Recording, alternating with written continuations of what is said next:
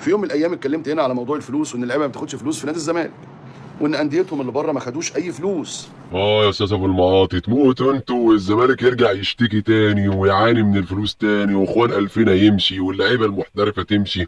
تموتوا انتوا بس عشان شويه تعثر كده ومليارات عندكم طلعت في شنك.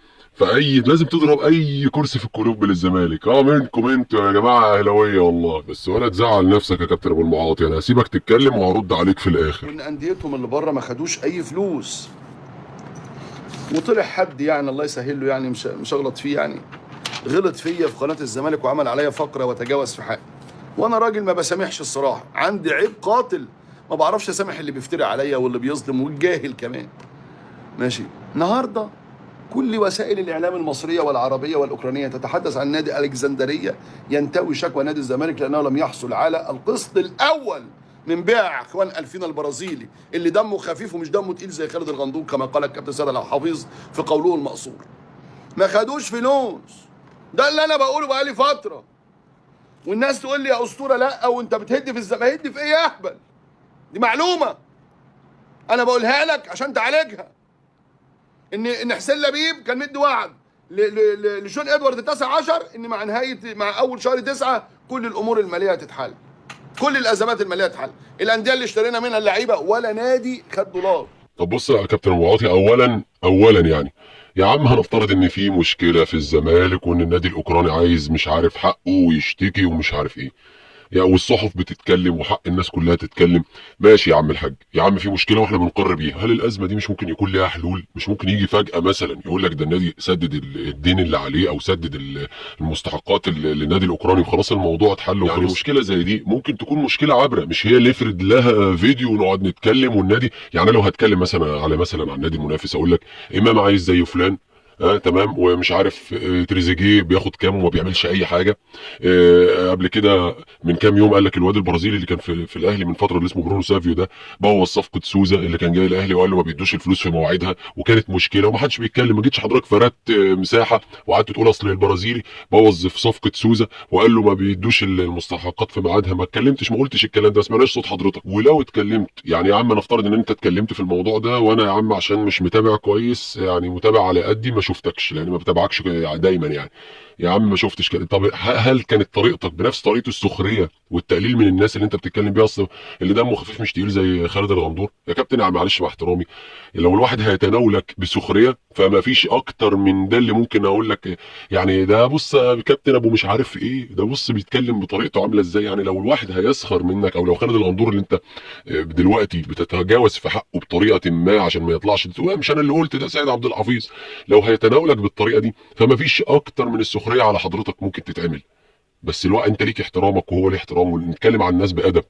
دي طريقه ودي صحافه؟ ده اعلام اللي حضرتك بتقدمه ده؟ ولا ده يعني شغل حلق حوش؟ يعني نقعد كاننا قاعدين على مصطبه اصل فلان اللي قال ومش عارف ايه اللي دمه خفيف مش تقيل زي مش عارف لا مين ايه وجون ادوارد التاسع عشر وكلام عجيب كده غريب. يعني معلش يا كابتن لا مؤاخذه ابو المعاطي يعني معلش مع احترام، احترم سنك. طب احترم بدل ما يطلع واحد زي كابتن جون التاسع عشر اللي حضرتك بتقول عليه ده وهو عيل من دور واولادك مثلا، مع احترامي ليه هو طبعا قدره كبير، انا بتكلم على السن، يطلع يقول لك كلمتين ما يعجبوكش او يعني يرد لك الرد ما يضايقك انت عندك اولاد وعندك احفاد، تقعد تقول له جون التاسع عشر وتقعد تقول خالد الغندور اللي مش عارف دمه مش تقيل زي مش عارف مين.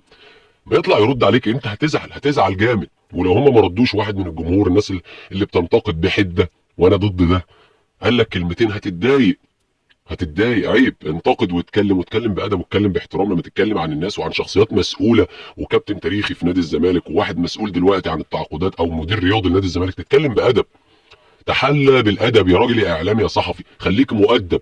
مش هنيجي نعلمك، المفروض عيب عليك، المفروضد نعلم انت تبقى انت عارف ان ما تناولش اسم حد بسخريه ولا انتقص من قدر حد عشان ربنا ما يبتلكش يعني باللي يقلل من قدرك او ينتقص منك.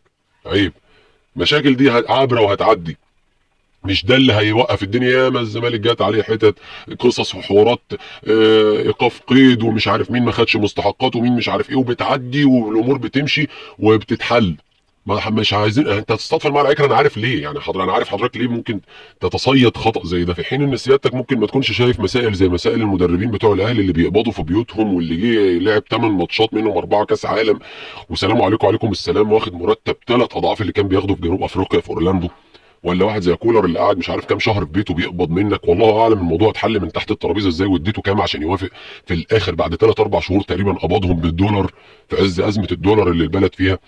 ما بنسمعش صوت حضرتك، او يعني بتقول اخبار عبره كده، ما بتقعدش تتريق وتتمسخر وتعمل الشويتين دول الحركات دي. ها، ما سمعناش صوت سيادتك لما واحد بياخد 160 مليون بيتكتب له في العقد بتاعه في اتحاد الكوره 5. ما سمعناش صوت سيادتك لما واحد بياخد 100 مليون بيتكتب له في عقده في اتحاد الكوره 3. ما بنسمعش حضرتك ساعتها ما بتبقاش ايه، بيبو التاسع عشر ما بتتقالش. ها، ما بيتقالش كابتن ابو سيد ابو عبد الحفيظ دمه مش تقيل عشان بيطلع يقعد يسخف ويقول كلام مش معقول ومش كلام ما حدش يصدقه. ما بنسمعش صوت سيادتك، ما بتنتقدش الاداره، ما بتقولش الملايين دي كلها بتهدر على ايه وفين. ما سمعناش حضرتك لما واحد زي كابتن امو طلع قال ابو اللي جابوك والابو مش عارف ايه وعيله كذا عيله كذا والاهلاويه كذا.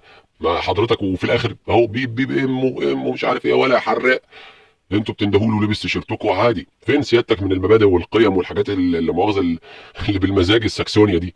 فين؟ استقيم يا كابتن، اتقي ربنا في شغلك.